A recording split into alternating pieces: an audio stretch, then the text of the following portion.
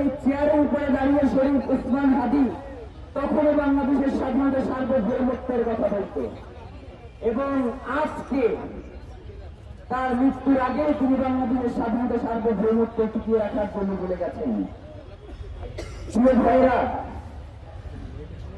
অনেকেই আমরা শরীফ ওসমান হাদি বলতে চাই, তার জন্য আমরা এখানে এসে দাঁড়াই, কিন্তু ততক্ষণ পর্যন্ত আমরা শরীফ ওসমান হাদি হইতে পারবো না যতক্ষণ পর্যন্ত আমাদের অন্তরে আমাদের এই ধরনের চিন্তা ভাবনা কাজ করবে যে এই শপথে উপস্থিত হয়েছেন সাংবাদিক ভাই এবং বন্ধুগণ, শরীফ ওসমান হাদির রক্ত এবং তার এই আদর্শের পরিবার এবং বাংলাদেশের আপনার জনসাধারণ, আপনাদের সকলকে ইনকিলাব মঞ্চ এবং তার পরিবারের পক্ষ থেকে অশেষ কৃতজ্ঞতা জ্ঞাপন করছি।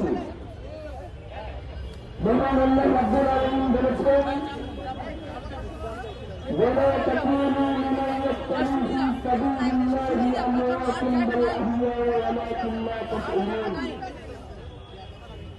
আর যারা আল্লাহর রাস্তায় শহীদ হয় তাদেরকে তোমরা নিতে দেবে না, বরং তারা জীবিত, তোমরা তা অনুভব করতে পারে না।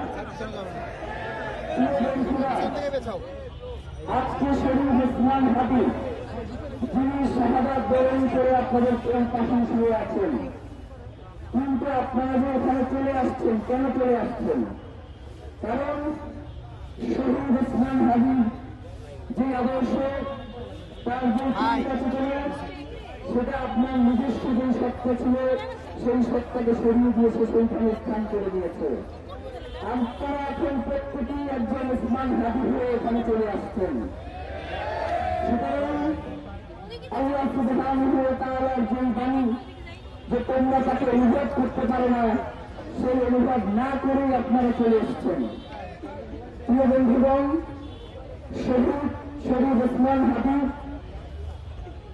আপনারা অনেকেই তাকে 5ই আগস্টের পরে ছিলেন। আল্লাহ আমাকে অত্যন্ত সৌভাগ্যবান করেছেন যে আমি একদম ছোটবেলা থেকেই তাকে চিনি।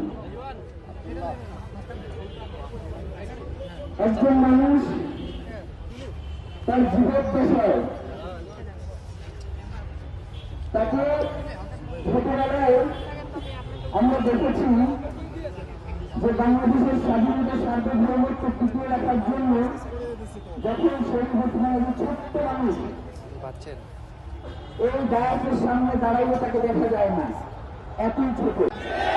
যারা আমাদের জীবনকে জাহান্নাম বানাতে চায়, আমরা শাহাদাতের মধ্য দিয়ে তাদের জীবনকে জাহান্নাম বানিয়ে দিব।